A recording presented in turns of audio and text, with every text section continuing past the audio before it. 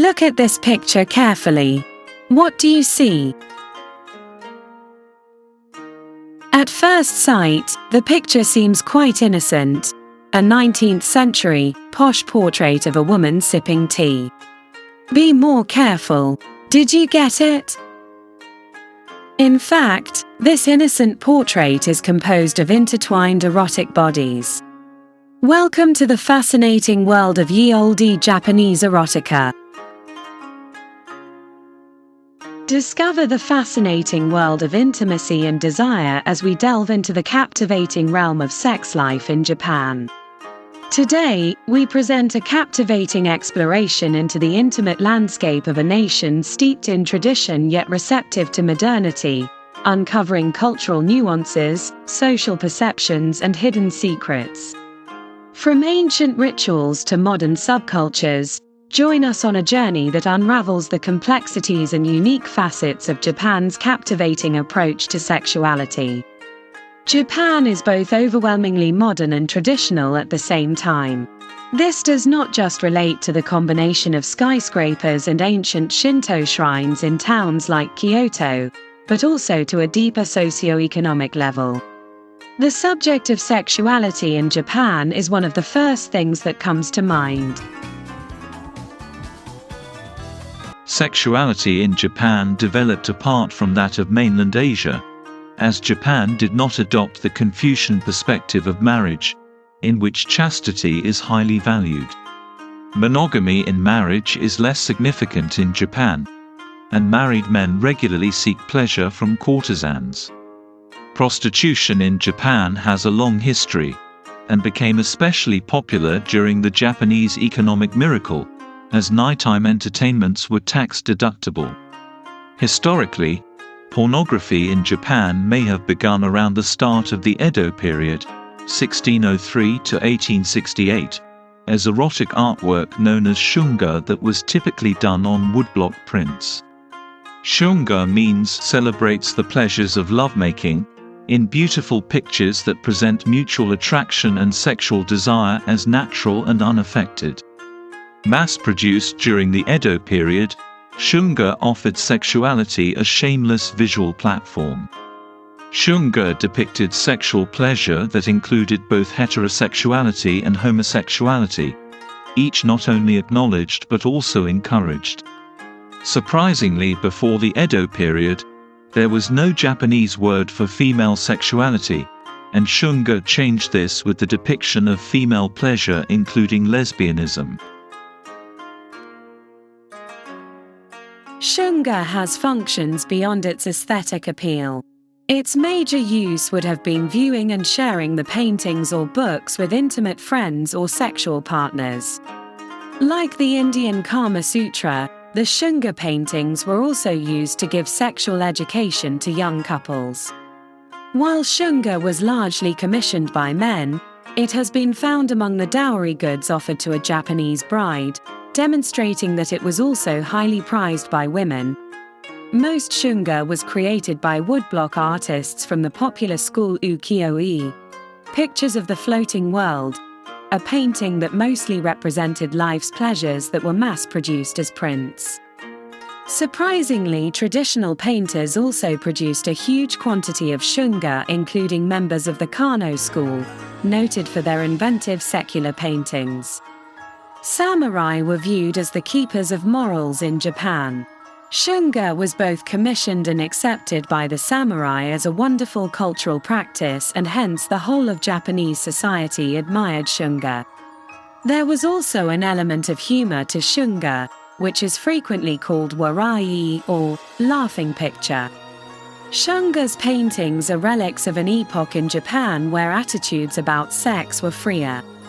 Sex was considered an everyday natural behavior without guilt and often was the center of amusement.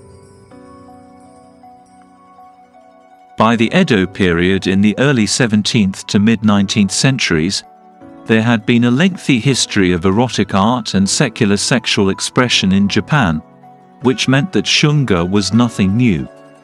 Prehistoric societies had developed phallic worship in connection with their reliance on agriculture, and Japan's origin myths are based on human-like sexual procreation.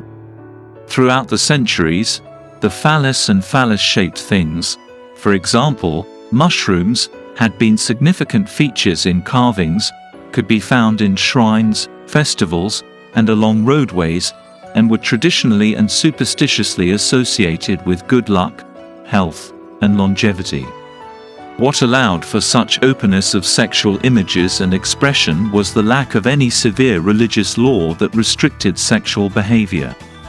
Unlike in the West, which was ruled by a rigid Judeo-Christian worldview, there was no moral guilt and stigma around sex or the production of erotic imagery in Japan, only a stringent class system based on Confucianism that commanded deference to status and appreciation of personal space.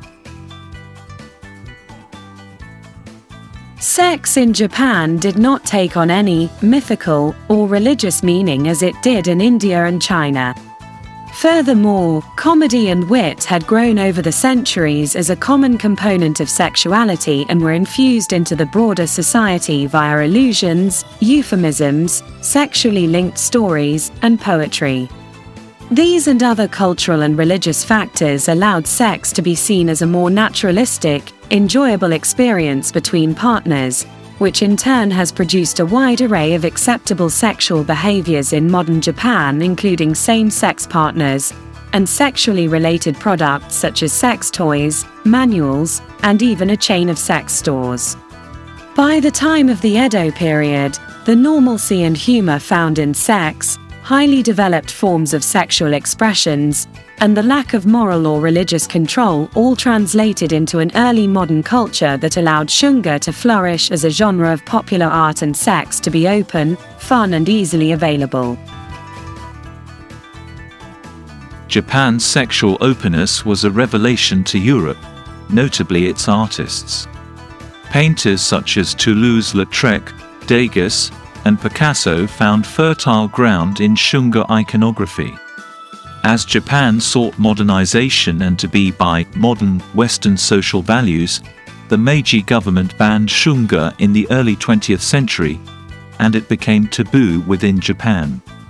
As Japan sought sexual repression, Europe sought sexual liberty. When shunga was growing in Japan, in Christian Europe at the time, shunga would have been deemed pornographic. Shunga is an outstanding, unique heritage of pre-modern erotic art.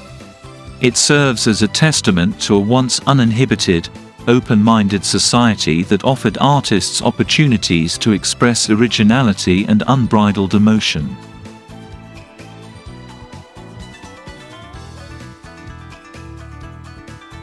Most men are attracted to younger and good-looking women since it is believed that the women will be fertile and the prodigy will also be attractive. It's human inclination, and only moral education can strive to resist this instinct. East Asian religions, Confucianism, Taoism, Shintoism, Buddhism, do not teach strong moral principles or prohibitions regarding sex. Sexual restrictions and the associated shame or guilt with sex are typically a Judeo-Christian or Islamic characteristic. In modern Japan, the Western desire by males for big breasts and shapely hips may also be based upon a subconscious belief of greater female fertility, but the overriding influence has been Western film culture. For women in Japan, and the world over, power has always been a significant element when choosing a male partner.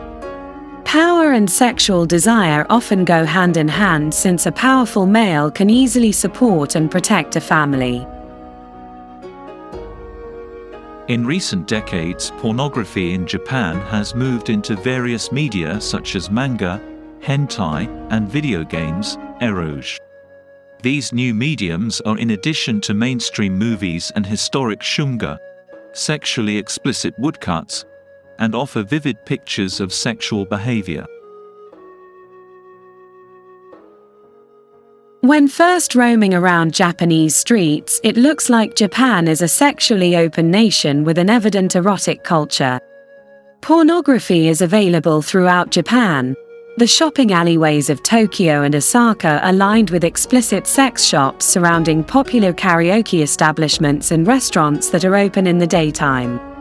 Japan's working adults are sometimes called drones, experiencing long overtime and being equipped with unsmiling and miserable looks. For a Westerner, this view conflicts with media that promotes fantasies of the Japanese being something ultra-sexual. That's what people want to believe, and that's what sells. And yet, at times it seems like sexuality is more veiled in Japan than it is in the West. Westerners have become accustomed to sex playing a banal part in the media. Game of Thrones frequently utilizes sex as a literal backdrop to the principal topic or action of the episode. While sex scenes are of course present in Japanese television and movies, it does not seem to have this similar function of being thrown into the plot for the sake of it, but rather only if it is relevant to the storyline. Japanese dramas often seem to develop romances in such a way that a kiss is as much of a turning moment in a character's relationship as a sex scene would be, and these love stories are more like modern fairy tales than drama. In Japan, television with real live actors does not depict the same sexual explicitness or experimentation that is seen in animated mediums such as manga.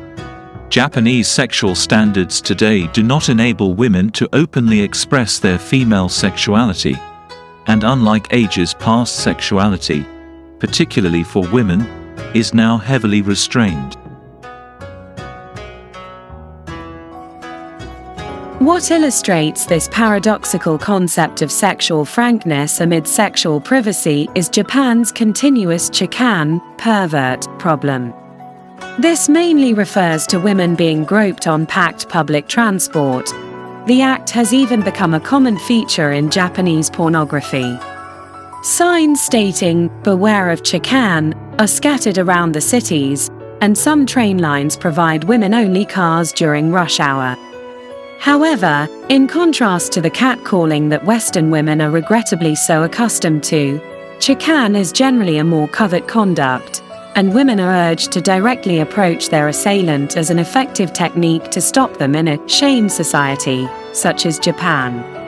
So why has the matter taken on this particular nature? The reason might be seen as a product of Japanese attitudes towards sexuality. Sexualized females are depicted not as mainstream, but as a masculine fantasy. The openness of sexual harassment in the West could be seen as a reaction towards the female sexual revolution, as a method for men to regain their power over women through public humiliation. Perhaps in Japan, harassment of women is more secretive because female sexuality could also be seen as being repressed in the mainstream. Prostitution has existed in some form throughout Japan's history.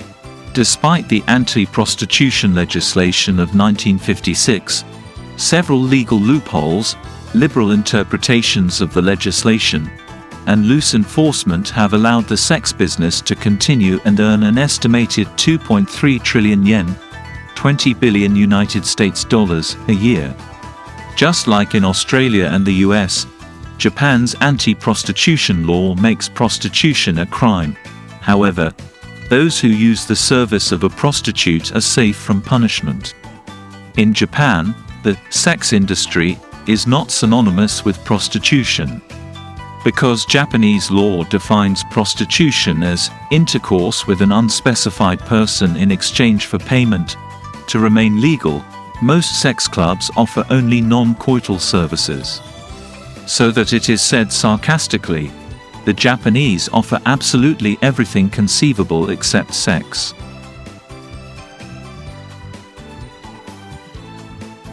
A prevalent misperception by outsiders is that the time-honored geisha is a sex worker. Rather than a prostitute, a geisha is a lady skilled in skills such as music and refined conversation, who is available for non-sexual encounters with her male clientele. The geisha fulfilled the non-sexual social responsibilities that other women were barred from completing, and for this service, they were handsomely rewarded. That being said, the geisha were not deprived of the opportunity to express themselves sexually and in other exotic ways. A geisha might have a patron with whom she enjoyed personal closeness, but this sexual function was not part of her position or responsibilities as a geisha.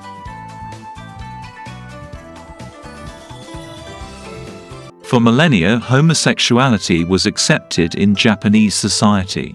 Of importance were the ties between monks and the pubescent novices and soldiers and the young apprentices, both formal and extended to sexual encounters. Male prostitutes were equally widespread and served both male and female clientele. With Japan's ambition to modernize and appear more Western, sexuality became more and more controlled, and sodomy was eventually outlawed in 1873. Confucian ideology and the government's desire to appear civilized shaped the way that homosexuality was seen by both the Japanese state and by the people at large throughout the Meiji period. Despite recent trends that suggest a new level of tolerance, including public displays of sexuality in most cosmopolitan cities such as Tokyo and Osaka, Japanese gays and lesbians often conceal their sexuality, and many marry a partner of the opposite sex to avoid discrimination.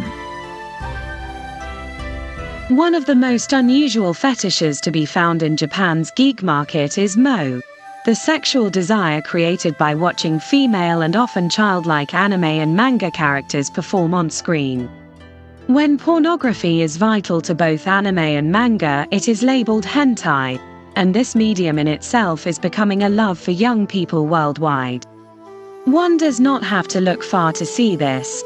Countless convenience stores in Japan openly display erotic magazines depicting manga girls in school uniforms.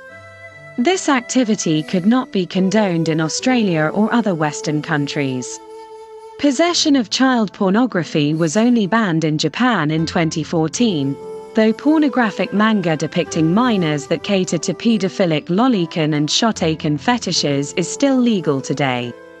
Lolicon refers to the sexual attraction to seemingly underage girls, whilst shotokan is for underage boys. While there is no suggestion that every part of Japan's sexual society is disturbing to such an extent, it cannot be denied that Japan's sexual deviations are certainly a controversial topic. For something really weird and traditional, Japan save a food play known as wakamezaki. This involves nyotaimori, the act of presenting food, typically sushi and sashimi, on a nude female, particularly the torso. This act has become an icon of Japanese food play. Largely due to Western influence, the attraction to very large breasts has emerged as a fetish in Japan. Yes, the celebration of penises is a beautiful event. The Kanayara Festival, aka the Penis Festival, at Kanayama Shrine in Kawasaki features phallic images in everything from the decorations to snacks. There is also a mikoshi, portable shrine, parade featuring multiple enormous phalli around midday. Men in drag carry the pink Elizabeth mikoshi, donated by a drag queen club called Elizabeth. Sexual desire and sexual involvement have been declining in Japan for years, and this is a fundamental explanation for Japan's huge decrease in its birth rate. Because Japan has one of the lowest birth rates in the world and its population is on pace to drop dramatically by the middle of the century, every 5 years the government carries out a detailed poll of attitudes on sex and marriage. The number of never married men and women without sexual experience is on the rise, with research and surveys revealing a loss of sexual need across diverse populations. In 2015, the 15th Japanese National Fertility Survey indicated that 30% of males and 25% of women aged 18 to 34 are not involved in a romantic relationship and do not want one accounted for. Additionally, 26% of males and 33% of women aged 35 to 39 had no sexual experience. Sexless married couples are also on the upswing, with 40.8% of marriages in Japan categorized as sexless, defined as participating in sex less than once a month, although not suffering from any health-related illnesses. Reasons for not having sex include pregnancy and breastfeeding, perceiving sex as a nuisance, lack of private space, stress from work, and a tendency among Japanese married couples to have an aversion to sex with their partner. Young people in Japan are stopping to have sex, with 36.1% of men and 58.5% of female respondents aged 18 to 19 years expressing themselves as indifferent or averse towards having sex. Critics contend that media reporting and scholarship on so-called sexless Japan exaggerates the number of virgins by ignoring a substantial segment of the sexually active population. The causes for this fall in sexual attraction are still guesswork, but some possibilities include the fact that men and women live quite distinct lives socially, with little relaxed contact with the opposite sex outside of school ties or pals from the office. Young men's increased dependency on pornography may also have a considerable harmful impact on real-world sex interest due to its overstimulating effect. Japanese society, unlike most societies, has a very rich sexual history. I think that for you, like me, the lack of desire for sex in such a society seems very strange. So let's examine the causes of this disinterest a little more closely. Number 1. Work in Japan.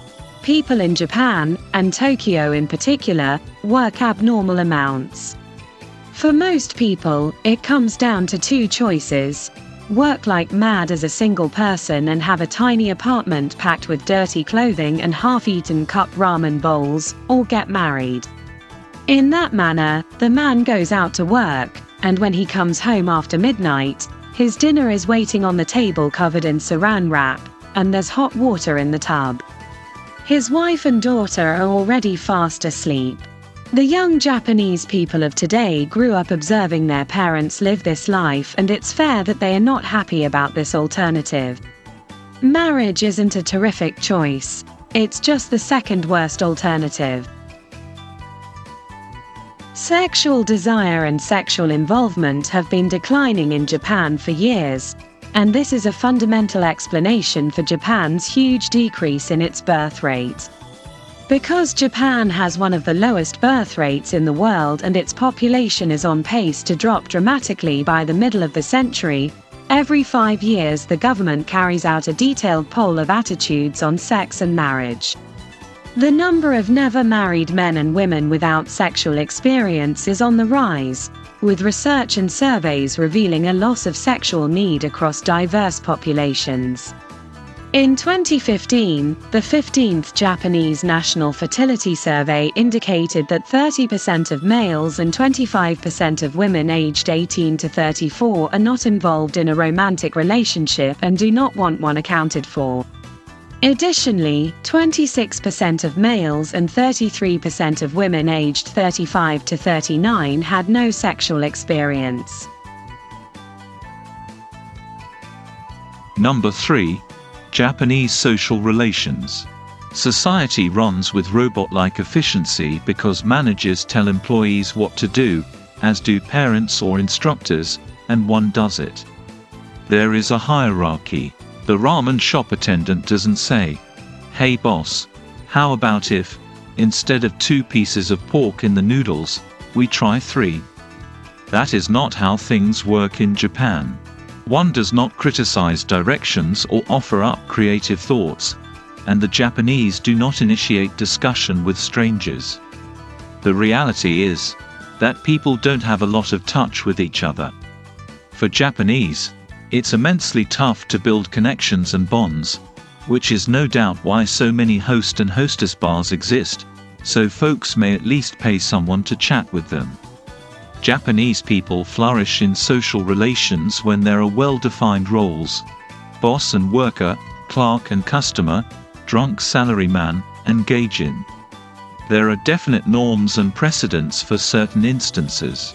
But for two Japanese people to strike up a conversation standing in line at the grocery store, well, it's hypothetically feasible, like dark matter or something. There is the social side of sexual encounters and the biological side. The biological side, i.e. pure satisfaction, is catered to by the pornography industry, including the hentai manga culture, prostitution, etc. And it's true that the Japanese approach the biological side of sex in a much less puritanical manner than the West. It's incredibly prevalent and very available, and there's very little shame attached to it. But then you have the social side of sexual relationships. By social, it means the cultural and interpersonal baggage that becomes tied to two regular people who decide to have a sex date or get married. And in Japan, the societal weight of sexual connections is tremendously larger than in the West. Very few Japanese individuals date in the semi-casual manner that happens in the West. There's very little dating for dating. And there is practically no cohabitation of young couples outside of wedlock. It seems like people remain nearly completely virginal until it's time to get married and have kids, and as discussed previously, marriage sex is on the decline for similar reasons: long working hours, a lack of women's liberation, cramped living conditions, restrained social norms, and maybe a Confucian sense of filial piety that keeps people from living that sex in the city lifestyle. Number 4. Too troublesome, or I can't be bothered, attitude towards sex and marriage among young Japanese. These are the words used by both sexes most regularly when they talk about their relationship fear. Romantic commitment seems to indicate difficulty and drudgery, from the exorbitant expenditure of buying property in Japan to the uncertain expectations of a husband and in-laws. A woman's chances of promotion in Japan cease as soon as she marries. Marriage makes employers think that a woman will definitely get pregnant and will need a lot of leave, and the problem of a replacement employee and many other problems will come with it, so they will not hire a married woman, and if a woman gets married while working, they force her to resign. In this case, Japanese women, most of whom are highly well educated, will become housewives without independent income, and this is not a good alternative for them. So they avoid emotional connections and focus on work. Around 70% of Japanese women leave their careers following their first kid. The World Economic Forum frequently lists Japan as one of the world's worst nations for gender equality at work. Social attitudes don't help. The sensation of crushing obligation impacts men just as powerfully. Amid the two-decade depression and unstable salaries, Japanese men feel that the burden on them to be breadwinning economic fighters for wives and children is untenable. They are rejecting the chase of both professional and love achievement. Japanese men, who do not want to have a relationship, believe that they should not take on the responsibility of a woman who hopes to lead to marriage. The Japanese media, which has a label for every social orientation, refers to guys like him as vegetarians or sushoku danchi, literally grass-dwelling men. But these jokes have no effect on these folks. Some scholars argue that abandoning marriage is not only a rejection of conventional ideals and gender roles. This may be a long-term condition. At one time in Japan, not marrying and remaining unmarried was the ultimate personal failure. But it seems that nowadays, more people desire to be single, and living single by personal choice is becoming a new reality in Japan. As we conclude our exploration into the intricacies of Japan's sex life, we find ourselves immersed in a rich tapestry of tradition, innovation, and societal dynamics. From the ancient practices rooted in Shintoism to the vibrant subcultures of modern-day Tokyo, Japan's approach to sexuality is as diverse as it is intriguing. Throughout our journey, we have witnessed the delicate balance between tradition and progress, where cultural norms harmonize with individual desires. It is a reminder that the concept of sex and intimacy is ever evolving, influenced by a myriad of factors, and deeply intertwined with the fabric of a society. As we bid farewell to this captivating exploration, let us carry with us a newfound appreciation for Japan's unique expression of sexuality, and perhaps a deeper understanding of our own.